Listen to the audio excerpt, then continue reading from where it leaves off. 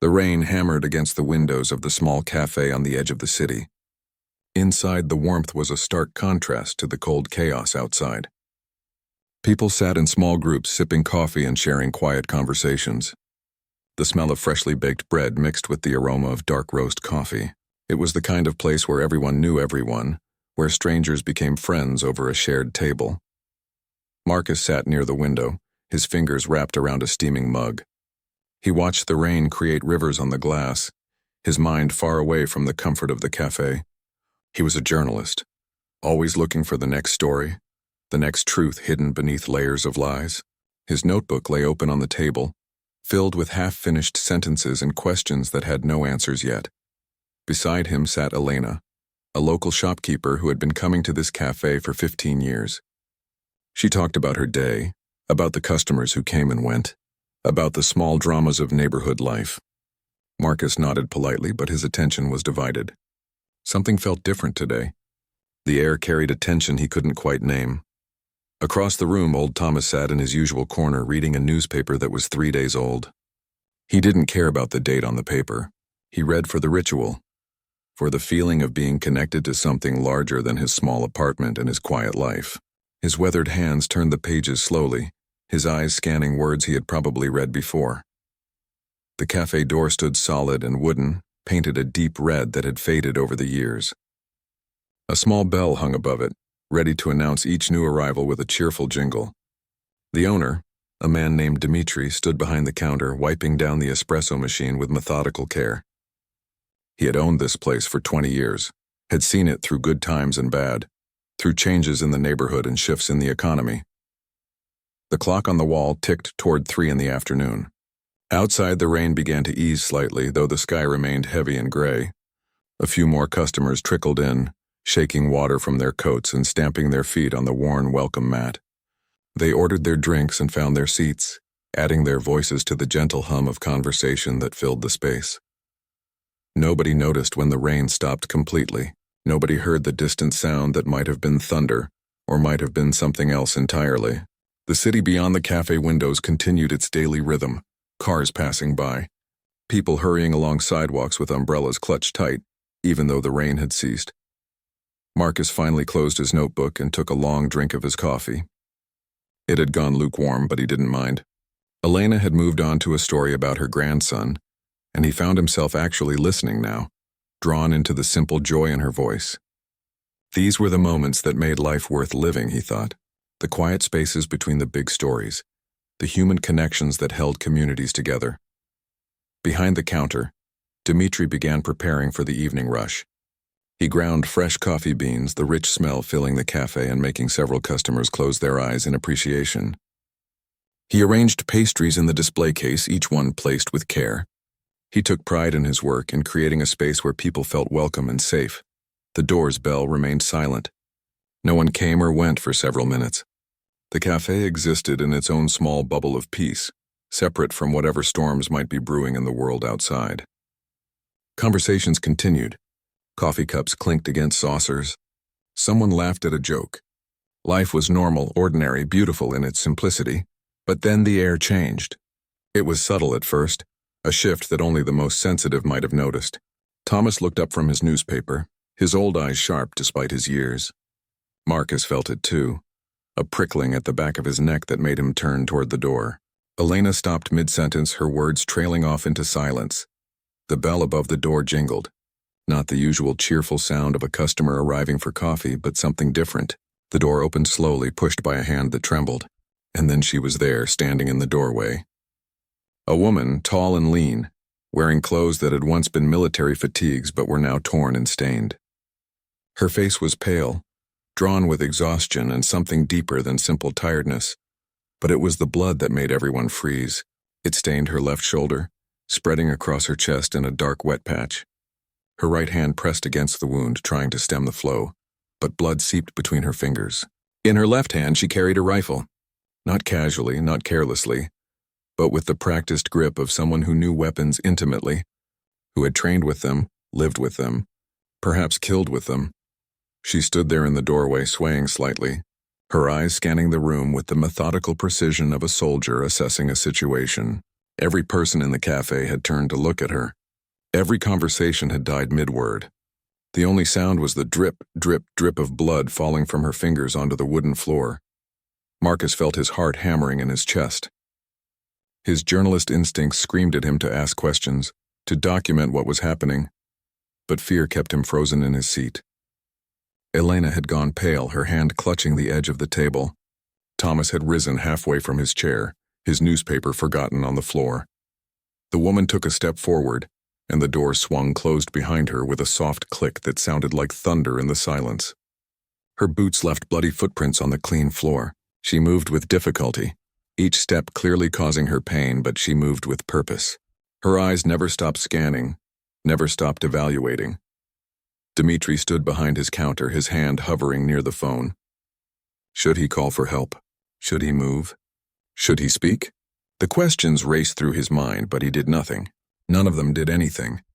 They simply watched as this bleeding stranger, this woman warrior, entered their peaceful world and brought with her the smell of gunpowder and the weight of untold stories. The woman's eyes continued their sweep of the cafe, taking in every face, every possible exit, every potential threat. Her training was obvious in the way she positioned herself, keeping the wall to her back even as she swayed from blood loss. The rifle remained in her left hand, barrel pointed down but ready to rise in an instant if needed. Marcus found his voice first, though it came out as barely more than a whisper. You need a doctor. The words hung in the air between them, stating the obvious but breaking the terrible silence that had gripped the room. The woman's eyes snapped to him and he saw something flicker in their depths. Pain, yes, but also calculation, wariness, and something that might have been gratitude. She opened her mouth to speak, but instead of words, a cough racked her body. She bent forward slightly, her hand pressing harder against her wounded shoulder. When the coughing subsided, she straightened with visible effort. No doctors, she said, her voice hoarse but firm. No hospitals. No police. Her accent was local but carried traces of something else. Somewhere else, as if she had spent years in places far from this city. Elena stood slowly, her maternal instincts overriding her fear. She had raised 3 children, had tended countless scraped knees and fevered foreheads. A wounded person was a wounded person, regardless of the circumstances that brought them here. You're losing too much blood, she said, her voice gentle but insistent. You'll die if we don't help you. The woman's laugh was bitter and brief.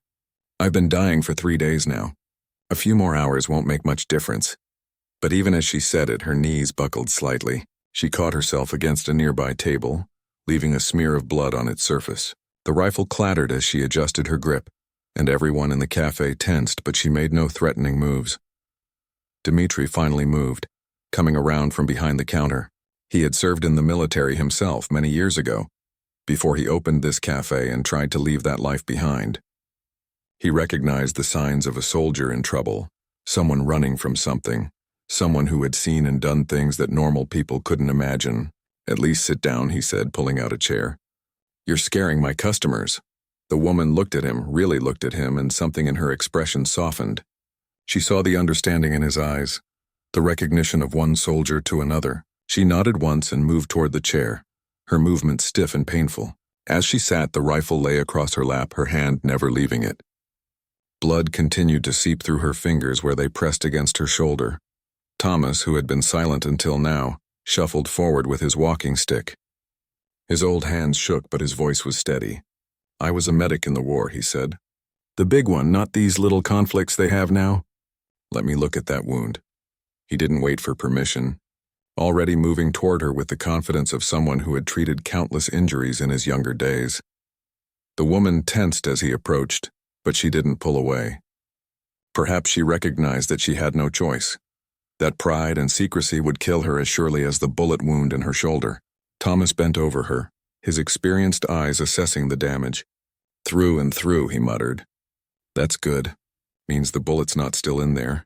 But you've lost a lot of blood, and it needs to be cleaned and stitched. Marcus had recovered enough from his shock to start thinking like a journalist again. Questions burned in his mind, but he knew better than to ask them now. This woman had walked into their cafe for a reason, had chosen this place as a refuge or a final destination. Whatever her story was, it would come out in time. For now, survival was what mattered. Elena disappeared into the back of the cafe and returned with a first aid kit that Dmitri kept for minor accidents. Wasn't much, but it was something. She also brought clean towels and a bottle of vodka that Dmitri kept for special occasions. Thomas took them with a nod of thanks and began to work, cleaning the wound as gently as he could, while the woman gritted her teeth against the pain. The other customers in the cafe remained frozen, watching the scene unfold with wide eyes. A young couple near the door looked like they wanted to leave, but something kept them in their seats. Perhaps curiosity, perhaps fear of making any sudden movement that might startle the armed woman. An older woman with shopping bags clutched her purse tightly, her fingers white with tension. "What's your name?" Elena asked softly, trying to distract the wounded woman from Thomas's ministrations. It was a simple question, human connection in a moment of crisis, but the woman hesitated, her eyes flickering with uncertainty. Names had power. Names could be traced, could lead people to you, could get you killed. "Call me Vera," she finally said. It probably wasn't her real name, but it was something to call her. A way to make her human rather than just a bloody stranger with a gun. "I don't suppose anyone has a cigarette." The request was so ordinary, so normal, that it almost made Marcus laugh. Here was a woman bleeding from a gunshot wound, carrying a sniper rifle, asking for a cigarette like it was just another day. Dmitri found a pack in his drawer behind the counter, probably left by some customer months ago.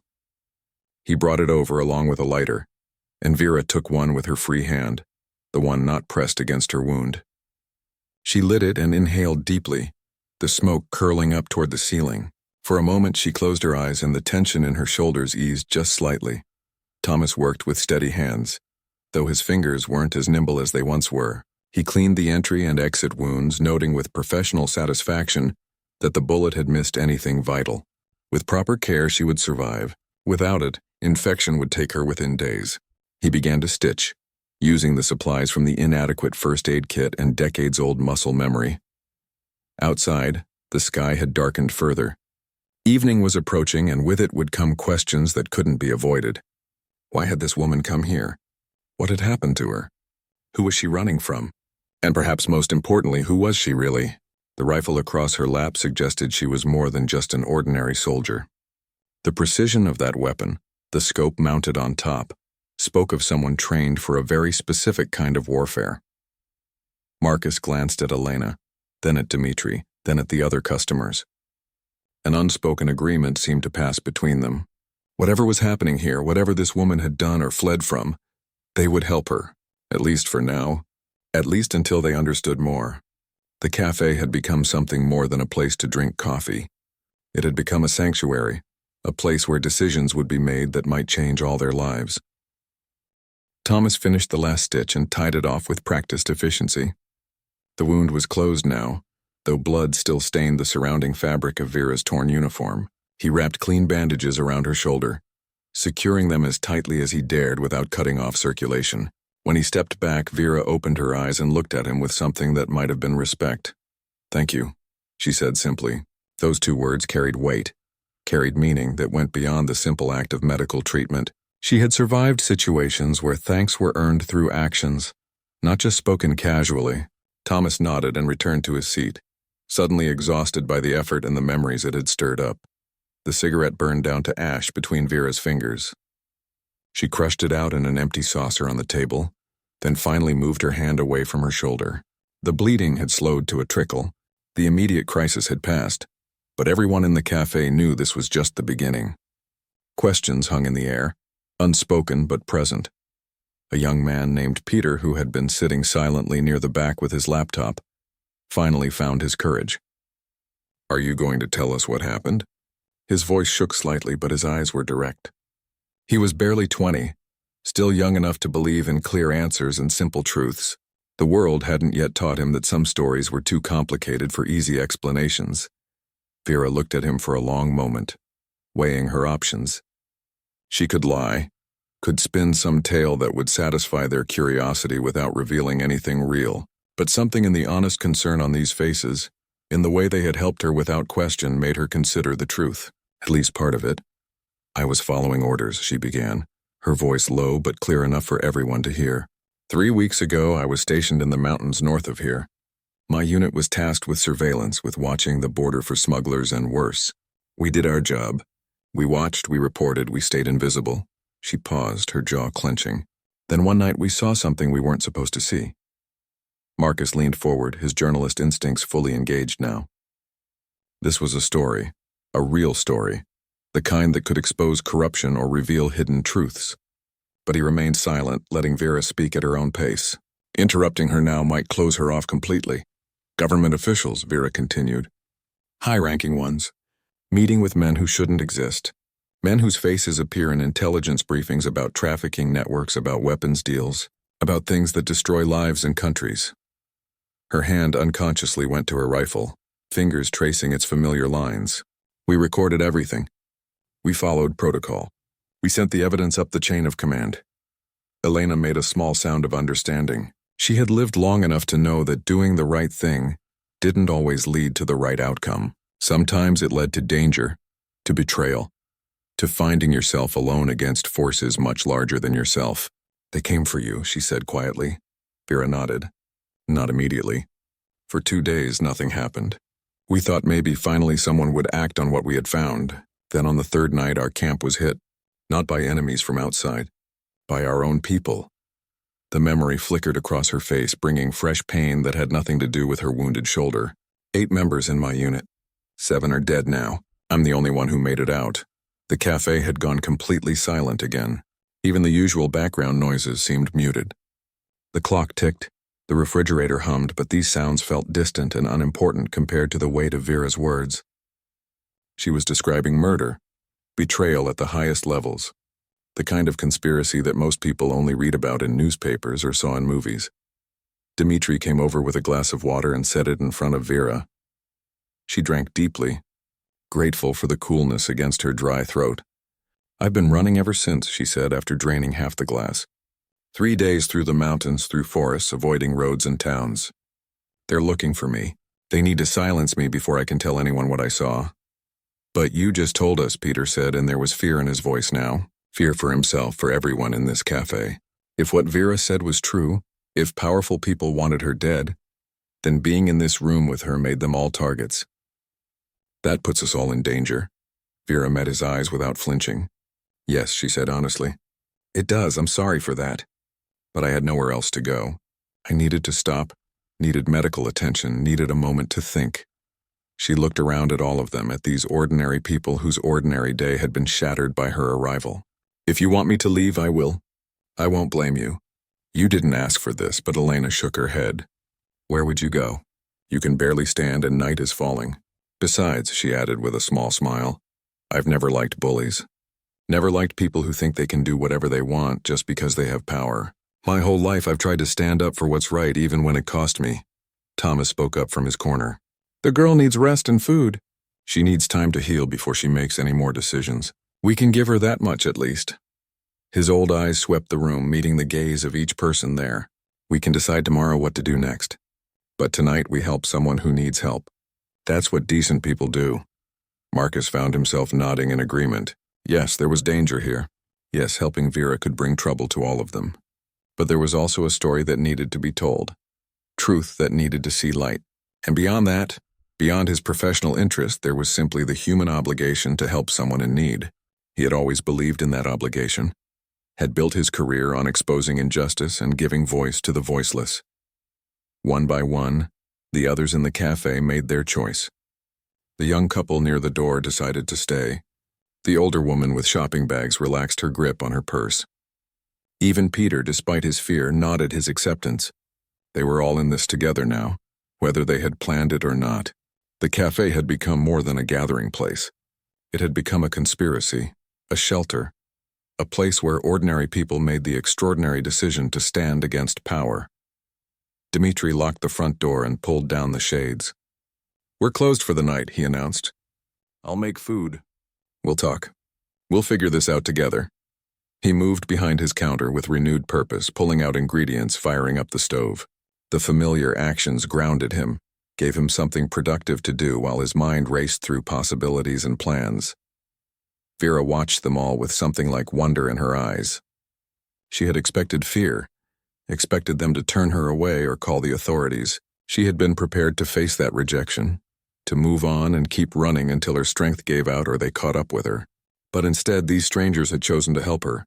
They had chosen risk over safety, courage over comfort. Why? She asked, the question directed at no one and everyone. Why would you do this for me? You don't know me. You don't owe me anything. Elena came and sat beside her, placing a gentle hand on Vera's uninjured arm. Because that's what humans do, she said simply. At least that's what we're supposed to do. We help each other. We stand together against darkness. Otherwise, what's the point of any of this? The smell of cooking food gradually filled the cafe, replacing the metallic scent of blood with the comforting aroma of potatoes and onions. Dmitri worked at the stove with focused intensity, creating a simple meal that would feed everyone. In moments of crisis, he had learned, the ordinary rituals of eating and drinking together could bind people, could create trust where only fear existed before. Marcus pulled out his notebook, then hesitated. Vera watched him with sharp eyes, and he felt the need to explain. I'm a journalist, he said.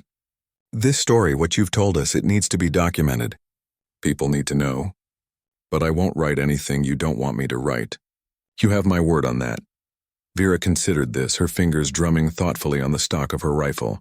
A journalist, she repeated, and there was something almost hopeful in her tone. That could be useful, but also dangerous. For you and for me. If they know I've talked to press, they'll come down even harder. They'll destroy you to destroy the story. Let them try, Marcus said with more confidence than he felt. I've reported on corrupt officials before, on abuse of power, on cover-ups. I know how to protect my sources. I know how to get a story out even when powerful people want it buried. He paused, then added honestly, though I'll admit, this is bigger than anything I've handled before. Peter had opened his laptop and was typing rapidly, his young face illuminated by the screen's glow. I'm looking for news reports about military operations in the northern mountains, he said. If your unit was attacked 3 days ago, there should be something. Official statements, casualty reports, anything. Vera shook her head. You won't find anything. That's how it works. They'll classify it, bury it under national security protocols. My unit doesn't officially exist, and neither does what we saw. That's the point. That's why they could kill us without consequences. The bitterness in her voice was sharp enough to cut. But Peter kept searching, his fingers flying across the keyboard. There's always something, he muttered. Social media posts, unofficial channels, rumors. Information wants to be free. People talk. He was young enough to still believe in the power of the internet, in the idea that truth couldn't be hidden forever in an age of constant connection. Elena had been gathering plates and silverware from behind the counter, setting up a makeshift dinner table by pushing several small tables together. The mundane task gave her hands something to do, while her mind processed everything she had heard. She had always thought of herself as just a shopkeeper, just an ordinary woman living an ordinary life. Now she was part of something that could get her killed. The thought should have terrified her, but instead she felt strangely alive. Thomas sat quietly, his eyes distant. He was remembering another war, another time when he had helped people who needed help. He had been young then, barely older than Peter was now. He had seen terrible things, had done what he could to heal the wounded even when the wounds were beyond healing. He had thought those days were behind him, that he had earned his peaceful retirement. But here he was again, drawn into conflict by the simple fact of being in the right place at the wrong time. There, Peter said suddenly, triumphant. I found something. A private message board, former military personnel. Someone posted 3 days ago about hearing explosions in the northern mountains. They said it sounded like a firefight, lots of automatic weapons, maybe grenades. But the official news reported nothing. He turned the laptop so others could see, scrolling through comments and speculation. Vera leaned forward, reading intently. Several other former soldiers had chimed in, talking about unusual troop movements, about areas being cordoned off without explanation. One person mentioned hearing rumors about a special operations unit that had gone dark. Another talked about seeing military transport helicopters flying toward the mountains in the middle of the night. Individually, these pieces meant little. Together, they painted a picture that supported Vera's story. This helps, Marcus said, already thinking about how to investigate further. If I can find more sources, corroborate what you've told us, build a case that's undeniable. He looked at Vera seriously. But I need to know everything.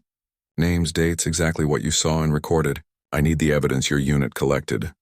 Vera reached into an inside pocket of her torn uniform and pulled out a small device, no bigger than a thumb drive. She held it carefully, protectively. It's all here, she said. Video, audio, photographs. Everything we recorded that night. I grabbed it when the attack started, knew I had to protect it no matter what. She looked at the device, then at Marcus. This is why 7 people died. This is why they want me dead. Everything I'm telling you is on here. The small device seemed to glow with importance in her hand. Marcus reached for it slowly, aware that he was accepting a burden that could change or end his life. Vera hesitated, then placed it in his palm. The weight was insignificant, but the responsibility it represented was crushing. This tiny piece of technology contained secrets that powerful people had killed to protect. Dmitri brought steaming plates of food to the table, setting them down with care. Eat first, he said firmly. Strategy and planning work better on a full stomach. I learned that in my service days. He had made a simple but hearty meal, fried potatoes with onions and peppers, thick slices of bread, cheese from his refrigerator. Nothing fancy, but it was hot and filling. Vera looked at the food with sudden hunger. She hadn't eaten properly in 3 days, had been surviving on whatever she could find or steal while running through wilderness. Her hand shook slightly as she picked up a fork, and Elena noticed, reaching over to steady her for a moment. The simple kindness brought unexpected tears to Vera's eyes, though she blinked them away quickly. They ate together in relative silence, each person lost in their own thoughts. The food grounded them, reminded them that despite everything, they were still human beings with basic needs. The warmth of the meal spread through Vera's body, giving her strength she desperately needed. She ate slowly but thoroughly, savoring each bite. Outside, full darkness had fallen. The street beyond the cafe's shaded windows was mostly empty now, just occasional cars passing by with their headlights cutting through the night. Inside, the small group of people felt isolated from the normal world, existing in their own bubble of conspiracy and danger. The locked door and drawn shades created an illusion of safety, though everyone knew it was temporary. Marcus had set the thumb drive on the table in front of him, and his eyes kept returning to it. He wanted to look at the contents immediately, wanted to see what evidence Vera had risked everything to preserve. But he also knew that once he viewed it, once he knew exactly what secrets it contained, there would be no going back. He would be committed to this path completely. We need a plan, Dmitri said after everyone had finished eating. He began collecting the empty plates, stacking them efficiently. The girl can't stay here indefinitely. This cafe, my home. It's one of the first places they'll search if they're serious about finding her. We need to think about next steps, about how to keep her safe while also exposing what she knows. The older woman with shopping bags, who had been silent throughout the meal, finally spoke. Her name was Irina, and her voice carried the authority of someone used to being listened to. I have a sister who lives outside the city, a small farm in the countryside. Very remote, very quiet. Vera could hide there while the rest of you work on getting this story out. They'd never think to look in such a place. It was a generous offer, and everyone recognized it as such. Irina was volunteering to put her family at risk, to involve her sister in something dangerous without that sister's knowledge or consent. But it was also practical. Vera needed a safe haven, somewhere to recover and stay hidden while the evidence she carried was examined and verified. Vera looked at Irina with gratitude mixed with concern. I can't ask you to do that. If they find me at your sister's farm, she'll be in danger too. Everyone who helps me becomes a target. That's how these people operate. They don't just come after me. They destroy everyone around me as a warning to others. But Irina waved away her protests with a weathered hand. My sister is tougher than she looks. She's been through hard times before, survived things that would break most people. Besides, no one knows about our connection. We keep to ourselves, don't advertise our relationship. It would take them time to trace you there if they even think to look. She paused, then added softly, sometimes you have to take risks for what's right. My sister would understand that. Marcus had been turning the thumb drive over in his hands, feeling its weight, considering the implications of what it contained. Before Vera goes anywhere, I need to make copies of this. Multiple copies stored in different locations. That's basic security. If something happens to the original, if they find it and destroy it, we need backups. He looked around the table at the others, and we need to decide who sees the contents. The more people who know exactly what's on here, the more danger we're all in. Peter raised his hand slightly, like a student asking permission to speak. I can help with that. I know about encryption, secure cloud storage, anonymous file sharing. I can create a system where the files are distributed but protected, where even if they find one copy, they can't stop the others from getting out. His young face was serious, the weight of responsibility settling on him. He had skills that were needed now, skills that could make a real difference. Thomas spoke up from his corner, his old voice carrying quiet wisdom. Speed is important, but so is accuracy. If you rush this, if you release information that can be discredited or questioned, you'll give them ammunition to dismiss the whole story. Take the time to verify, to corroborate, to build an unshakable case. That's how you win against powerful enemies. You make the truth so clear that they can't hide from it. Dmitri had been listening to all of this while cleaning up the dinner dishes, processing the plans being made in his cafe. Tonight, Vera stays here, he said firmly. I have a small apartment upstairs, 2 rooms. She can rest there, properly rest in a real bed for the first time in days. Tomorrow we move her to Irina's sister's farm. That gives us tonight to copy the files, to begin looking at what evidence we have to plan our next steps. It was sensible, and everyone agreed. Vera looked relieved at the prospect of actual sleep, of not having to maintain constant vigilance for a few hours. Her wound was throbbing despite the stitches, and exhaustion pulled at her like a physical force, but there was also wariness in her eyes. Trusting these people went against all her training, all her instincts developed through years of operating in hostile environments. Elena seemed to sense this.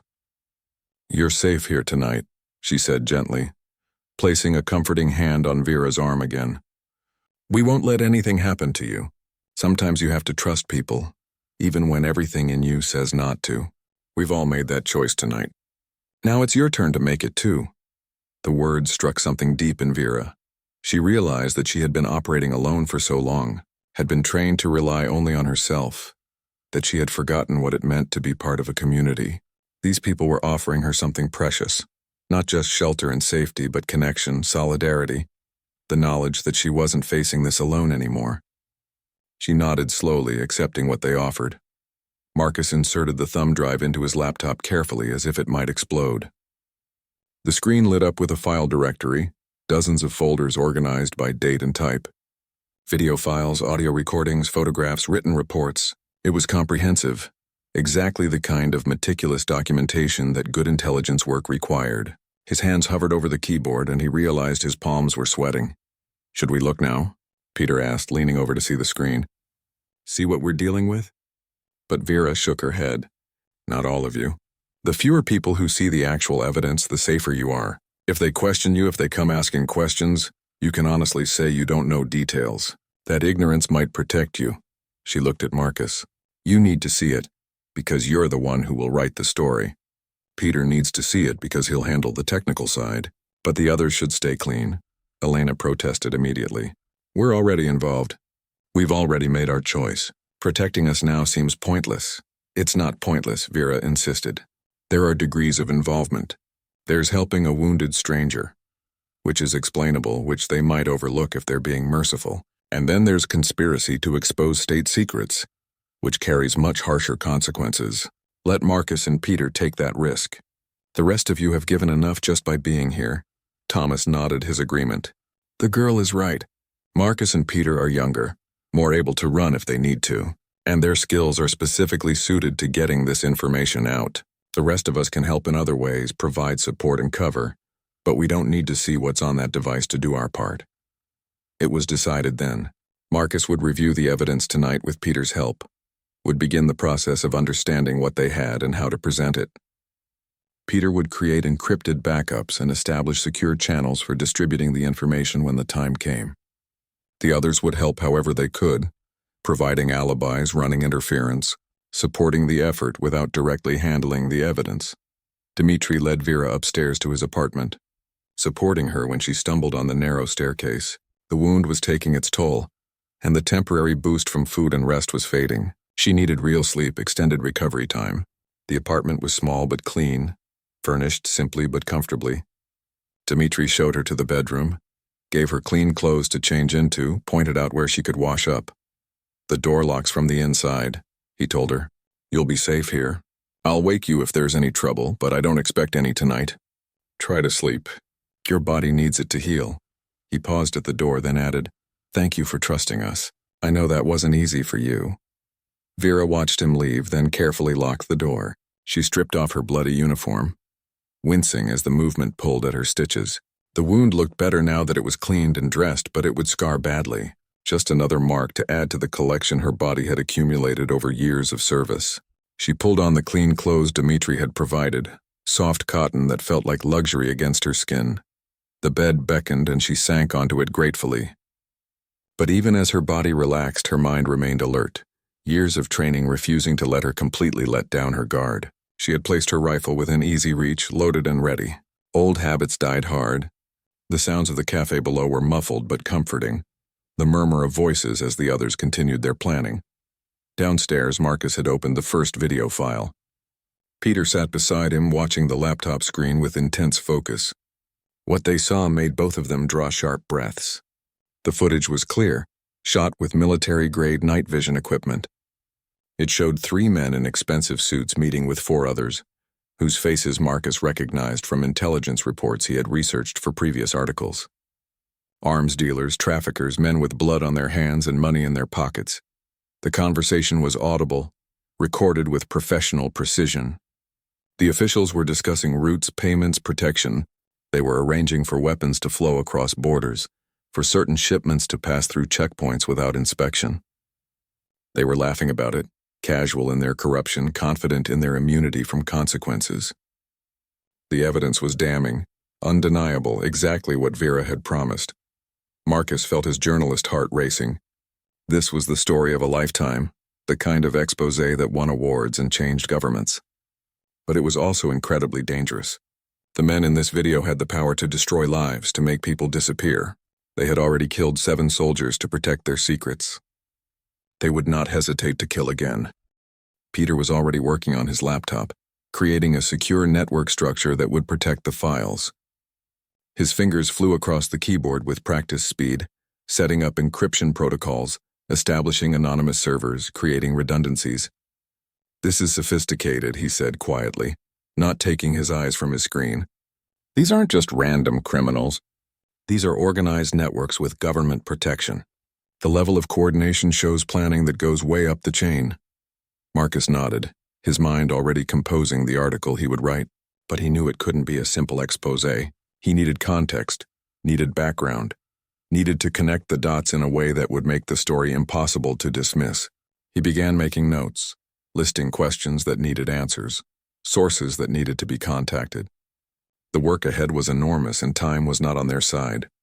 Elena had made coffee strong and bitter, the kind that would keep people awake through a long night. She brought cups to Marcus and Peter, then sat with Dmitri and Thomas at another table. They spoke in low voices, planning the logistics of moving Vera tomorrow, discussing what supplies she would need, how to make the transfer without attracting attention. These were practical people, used to solving problems with their hands and their common sense. "We need to think about our own safety too," Dmitri said quietly. "Once this story breaks, if it breaks, they'll trace it back to here. They'll question everyone who was in the cafe today. We need to have our stories straight, need to protect each other." He looked at each of them seriously. "Are we all committed to this? Really committed? Because there's still time to walk away, to pretend tonight never happened." Thomas smiled, a wry expression that creased his weathered face. "I'm 83 years old. I've lived a long life, seen many things. If they want to come after an old man for doing what's right, let them. I'm not afraid anymore. Haven't been afraid for years." There was peace in his voice, the calm of someone who had made peace with mortality long ago. Elena squeezed his hand affectionately. "We're all too old to start being cowards now," she said with a small laugh. "Besides, someone needs to stand up to these people. If not us, then who? If not now, then when? These aren't just philosophical questions anymore. We're living them, making choices that matter." Irina nodded her agreement. "My sister and I, we survived the hard years after the war, survived when the government failed and people had to rely on each other. We learned that community is everything, that loyalty to your neighbors is what keeps you alive. This is the same thing. We take care of our own, and right now that girl upstairs is one of our own." The young couple near the door, who had been mostly silent throughout the evening, finally spoke up. The woman's name was Sophia, and her husband was called Andrei. We're scared, Sophia admitted honestly. We have a baby at home with my mother. We have so much to lose, but we saw what happened tonight, heard what that woman said. We can't just pretend we don't know. We can't let fear make us complicit in what those men are doing. Andre put his arm around his wife, drawing strength from her courage. We'll do what we can to help, he said. Maybe we can't be as brave as the rest of you, but we won't betray you either. We'll keep your secrets, stand with you if questions come. That's a promise. It was a sacred moment, this gathering of ordinary people making extraordinary commitments. They were binding themselves together with their words, creating a conspiracy of conscience that would either save them or destroy them. The cafe had become a church of sorts, a place where vows were made that would be tested in the days to come. Marcus and Peter had moved through several more files, their faces growing grimmer with each revelation. The evidence wasn't just about one meeting, one transaction. It documented a network that had been operating for years, stealing from the military budget, diverting weapons meant for defense into black markets, taking bribes from criminal organizations. The scale of the corruption was staggering, reaching into the highest levels of government. We need international attention, Marcus said, thinking out loud. If we release this only domestically, they'll find a way to bury it, to spin it, to make Vera look like a traitor instead of a whistleblower. But if we can get it to international press, to human rights organizations, to foreign governments, then it becomes too big to suppress. Peter was already making a list. I have contacts, people I know through online networks who work for major news organizations abroad. I can get this to them securely, anonymously. We set up a dead man switch too, so if anything happens to us, the files automatically release everywhere. His young face was set with determination, all trace of earlier fear replaced by focused purpose. The night deepened around them. Hours passed as they worked, reviewing evidence, making plans, building networks of support and distribution. Coffee cups emptied and were refilled. Thomas dozed in his chair but woke whenever anyone spoke. Elena and Irina discussed details, making lists, considering contingencies. Dmitri kept watch at the windows, checking the street for any signs of unusual activity. Around 3 a.m, a car slowed outside the cafe.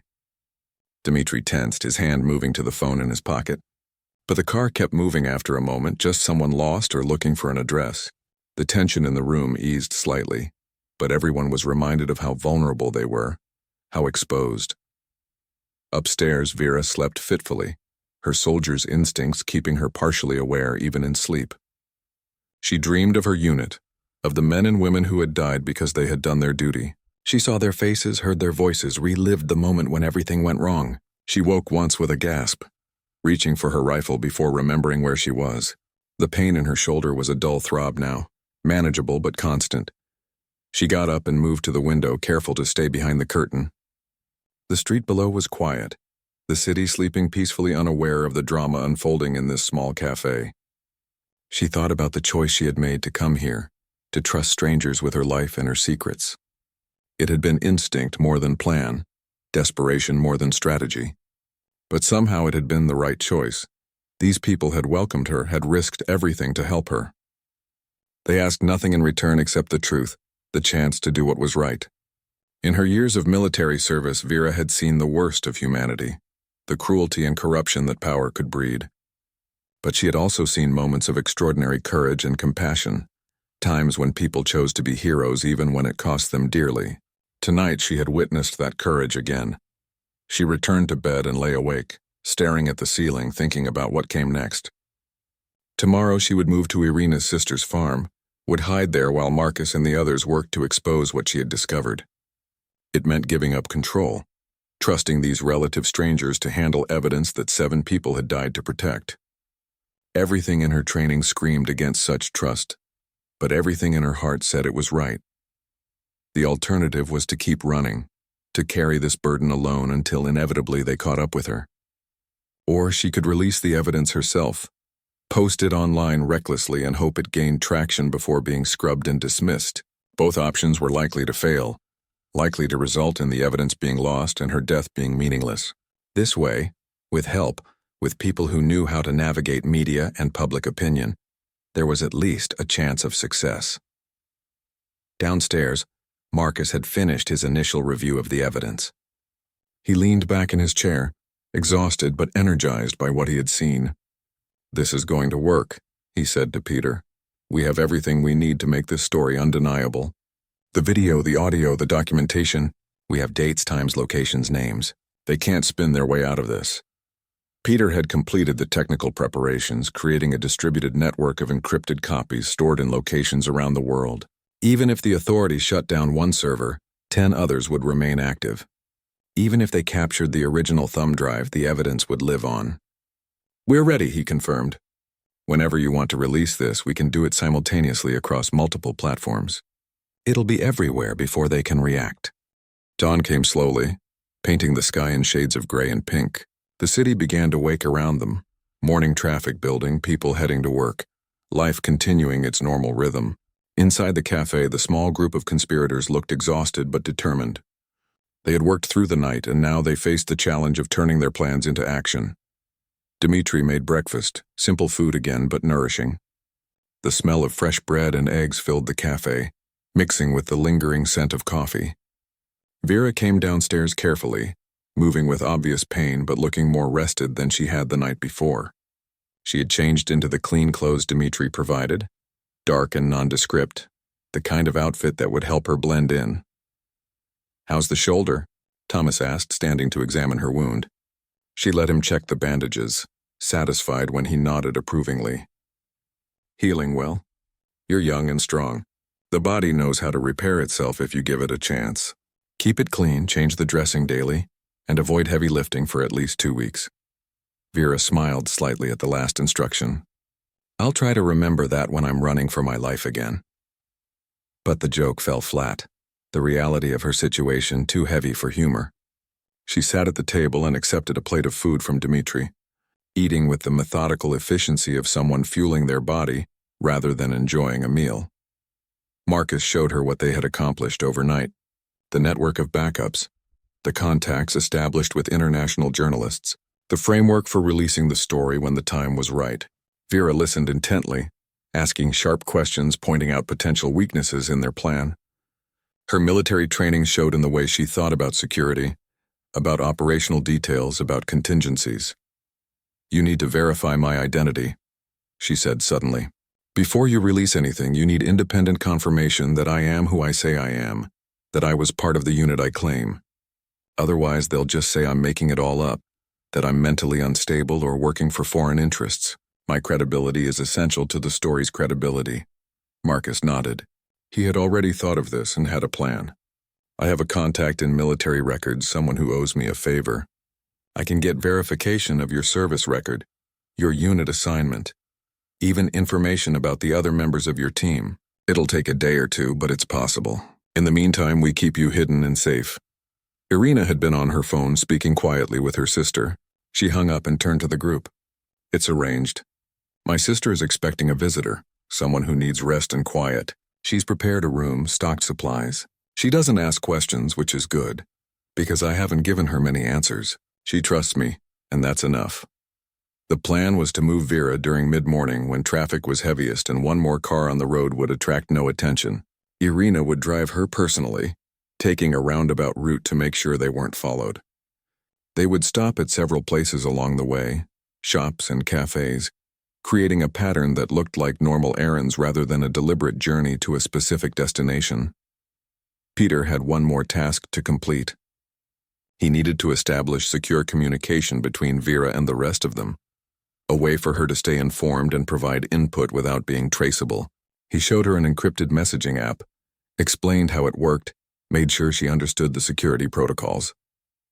"Delete messages after reading them," he instructed. "Don't keep any record on your device.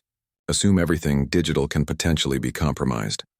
Sophia and Andrei prepared to leave, to return to their normal lives and wait for whatever came next. Sophia hugged Elena goodbye, and Andrei shook hands with Dmitri and Marcus. "We won't forget this night," Sophia said quietly. "Won't forget what you're all doing. If you need us, if there's anything we can do to help, you know where to find us." They left as the cafe was opening for regular business, looking like just another young couple who had stopped for breakfast. The morning rush was beginning, regular customers arriving for their daily coffee. Dmitri served them with his usual efficiency, acting as if nothing unusual had happened, as if the world hadn't shifted on its axis the previous afternoon. Marcus gathered his things, tucking the original thumb drive into a secure pocket. He would keep it with him always now, would protect it with his life if necessary. The story he needed to write was forming in his mind, the words and structure taking shape.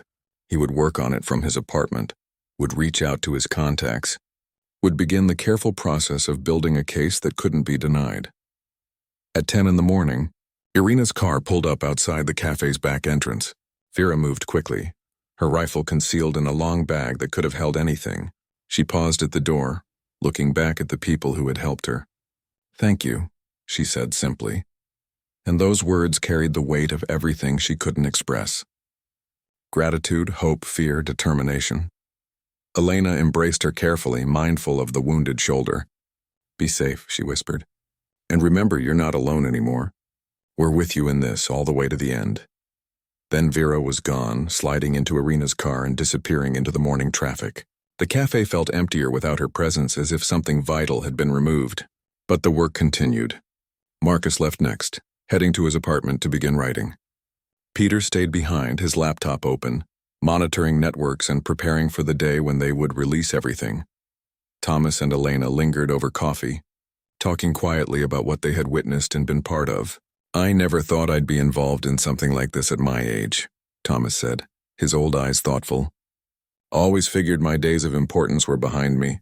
But here we are, helping to expose corruption that reaches the highest levels of government. Life is full of surprises. Do you think we'll succeed?" Elena asked, voicing the question that haunted all of them. "Will this actually change anything, or are we just making ourselves targets for nothing?" Thomas considered this carefully before answering. "I think we have to try. Whether we succeed or fail, we have to try. That's what gives life meaning, I believe. Not the outcomes we achieve, but the choices we make, the stands we take. We saw injustice, saw truth being buried under blood and lies, and we chose to fight back. That matters regardless of what happens next." Days passed. Vera healed at Irina's sister's farm, her shoulder slowly recovering its strength and mobility.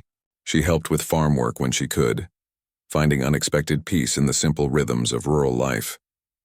But she remained alert, always aware that peace was temporary, that danger could arrive at any moment. The rifle stayed within reach, loaded and ready. Marcus worked tirelessly, reaching out to contacts, building the story piece by piece. He verified Vera's identity through his military source, confirming every detail of her account. He connected with international journalists, sharing carefully selected pieces of evidence, building interest and credibility.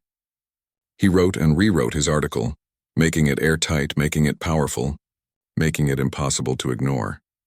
Peter maintained the technical infrastructure, constantly updating security protocols, monitoring for any signs that they had been discovered.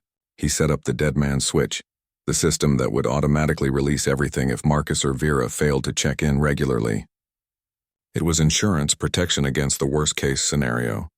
2 weeks after that fateful afternoon when a bleeding woman walked into a cafe, Marcus sent the final article to 3 major international news organizations simultaneously. Along with it went the complete evidence package, video and audio and photographs that documented corruption at the highest levels.